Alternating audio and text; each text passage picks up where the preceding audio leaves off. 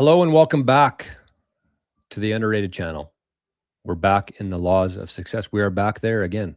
A definite chief aim, Napoleon Hill. And today we're talking about a little follow-up to the mastermind here. And it dives a little bit further into Andrew, not Dale, Andrew Carnegie. So shout out to all the actuallys in the chat yesterday who corrected me. I was saying Dale, but it is in fact Andrew. But it's a really cool story about Andrew and what he built and how he did it. And I think it's just a really good way to look at things here. Again, if you're a business owner, if you're an employee of somewhere, if you're trying to figure out how to better get along with your friends and family, I think that these principles here are a huge help. And so let's see what Napoleon has to say today. We're going to start actually from kind of where we left off yesterday, but even further back, because he basically explains here up in this paragraph, basically where this whole book came from. Everything that Napoleon Hill, which is one of the greatest authors of all time. This paragraph kind of sums up the whole premise for these concepts and theories here. So we're just going to rewind about 30 seconds. The video is going to be about 5 minutes long, and then we're going to talk about it. So here we go. All success. I will answer your question by saying that we have a mastermind here in our business, and that mind is made up of more than a score of men who constitute my personal staff of superintendents and managers and accountants and chemists and other necessary types. No one person in this group is the mastermind of which I speak, but the sum total of the minds in the group, coordinated, organized, and directed to a definite end in a spirit of harmonious cooperation, is the power that got my money for me. No two minds in the group are exactly alike, but each man in the group does the thing that he is supposed to do, and he does it better than any other person in the world could do it. Then and there, the seed out of which this course has been developed was sown in my mind. But that seed did not take root or germinate until later. This interview marked the beginning of years of research, which led, finally, to the discovery of the principle of psychology described in the introductory lesson as the mastermind. I heard all that Mr. Carnegie said, but it took the knowledge gained from many years of subsequent contact with the business world to enable me to assimilate that which he said and clearly grasp and understand the principle back of it, which was nothing more nor less than the principle of organized effort upon which this course on the law of success is founded. Carnegie's group of men constituted a mastermind, and that mind was so well organized, so well coordinated, so powerful, that it could have accumulated millions of dollars for Mr. Carnegie in practically any sort of endeavor of a commercial or industrial nature. The steel business in which that mind was engaged was but an incident in connection with the accumulation of the Carnegie wealth. The same wealth could have been accumulated had the mastermind been directed in the coal business, or the banking business, or the grocery business, for the reason that back of the mind was power, that sort of power which you may have when you shall have organized the faculties of your own mind and allied yourself with other well-organized minds for the attainment of a definite chief aim in life. A careful checkup with several of Mr. Carnegie's former business associates, which was made after this course was begun, proves conclusively not only that there is such a law as that which has been called the mastermind, but that this law was the chief source of Mr. Carnegie's success. Perhaps no man was ever associated with Mr. Carnegie who knew him better than did Mr. C.M. Schwab. In the following words, Mr. Schwab has very accurately described that subtle something in Mr. Carnegie's personality, which enabled him to rise to such stupendous heights. I never knew a man with so much imagination, lively intelligence, and instinctive comprehension. You sensed that he probed your thoughts and took stock of everything that you had ever done or might do. He seemed to catch at your next word before it was spoken.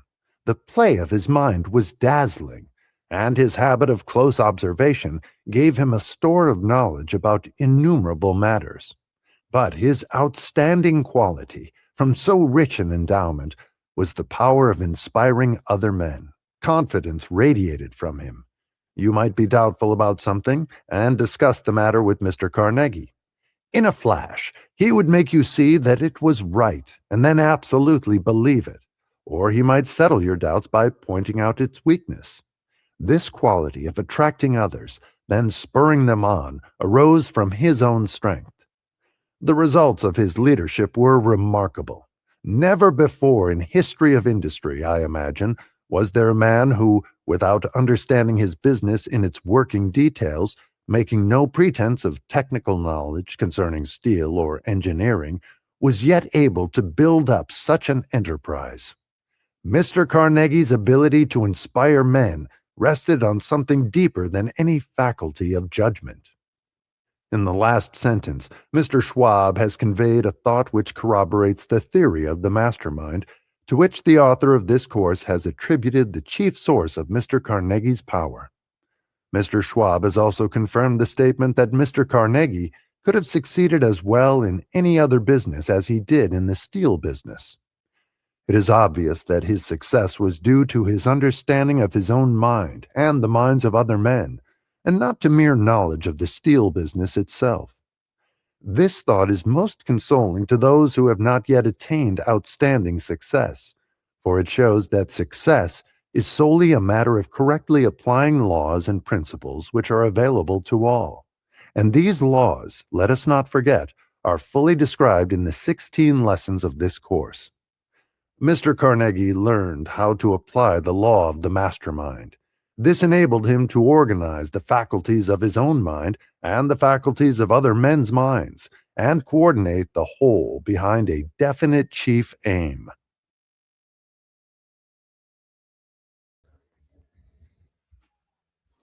All right. I wanted to start with the main point there. So basically what he said there was that all of this knowledge from Andrew Carnegie, Napoleon summed it up. He said, it is nothing more nor less than the principle of organized effort. The principle of organized effort, which means that you have people with a goal and everybody's working in harmony together. Organized effort. Organized knowledge, he talked about, was power. I think it was the last week episode we did. Organized knowledge equals power, and organized effort leads to success. So what does that tell you? A couple things. Number one, being organized is pretty important. And the ability to organize minds towards a specific goal is how you get to where you want to go. So there's a couple of other things there that I want to, when I was listening to this morning, I thought about that. And, you know, we're thinking about Andrew Carnegie's steel company here. This is from the 1920s. And we picture this big company of all these people doing different jobs, working together, working in harmony, and everybody working towards a definite chief aim. And when you think about, then I started thinking about like, okay, if that's the gold standard of this whole thing, where do other places fall in this? And it seems to me like, I don't know if you've, how many brick and mortar businesses you've been in lately, but it almost seems like the exact opposite of that. You have a bunch of like almost zombie looking creatures walking around all these different establishments, which is kind of mean to say, but it's true. And it just seems like not only does the business not really have a chief aim that they're working towards, but each of those individuals really has no idea what the hell they're doing. Like how many people, if you asked 1,000 people on the street, it's kind of like Bitcoin to me. And that's why I love talking about this stuff, is because I feel like Bitcoin and these kind of principles and working towards something like a definite chief aim tie perfectly together, because there's just such a small amount of humans that are actually paying attention to this stuff. So I always say, like, if you stood on a corner and asked 1,000 people if they could explain the difficulty adjustment in Bitcoin and why that makes Bitcoin so valuable, like, would one be able to answer it? I don't know. Same thing if you stood on the corner and asked 1,000 people walking by what their definite chief aim was, what they're working towards, how many people do you think would actually give you a good answer to that? Maybe 5? Might be a little bit higher than Bitcoin, but it's still not very much. And if you think about how every business, every organization is just made up of people, that's what it is. And that's why it kills me when people say like, this is all bad or this is all good. No, it's not. It's just organizations are just groups of people. And within that group of people, there's some good, there's some bad, but it's just people. And if you think about the businesses that we know and use, like how many businesses would have their people working towards something? Very few. And I feel like that'd be the average. And I feel like there's just such a small amount of companies out there who actually have a definite chief aim and they're actually working to something. And all the people, all the parts of that business are moving in that direction in harmony. Very rare, but that's the ones that rise up to above the other ones. And it's because of that. So a couple different things that we've covered in the first kind of month here. Has it been a month? Just less than a month probably now. But you think about what this kind of stuff is. So that he was talking about there, Napoleon mentioned that it didn't matter that it was a steel company that Andrew Carnegie built to what it was. It could have been anything. He said it could have been a car dealership. It could have been a restaurant. It could have been a grocery store. It didn't matter. Andrew Carnegie's expertise was not steel. It was organizing people. So you think about that. You think about the network that people have. He obviously had a network to start and build this and make sure that everybody's working in harmony. But he also had to have a very pleasing personality. And going back to what we've been talking about here, having a pleasing personality, that kind of testimonial from, what was that guy's name? Schwab something? Charles maybe? Not Charles Schwab. Who was it? CM Schwab. Maybe it was Charles Schwab. CM Schwab. That's how he explained Mr. Carnegie. A pleasing personality. He paid attention to people. And when we think about our spreadsheet that we have here, our list of things that are important, where is that now? Underrated. Here we go. So when we think about it this way too, like think about these all kind of tie together and they all come back to the same kind of themes here, right? So again, the point of this whole thing is to do more than you're paid for. That's the definition of being underrated. Doing more than you're paid for. Adding more value than you get back. Doing more than you get credit for. That's being underrated. That's what we strive to do. And part of that is trying to become 1,000% more valuable and increase our income by 1,000% over this next decade by getting 0.01% better every day. So we think about Carnegie here.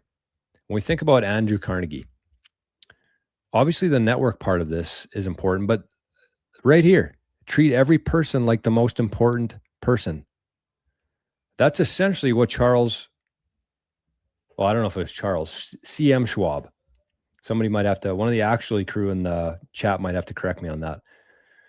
But he said, but his outstanding quality from so rich an endowment was the power of inspiring other men. Confidence radiated from him.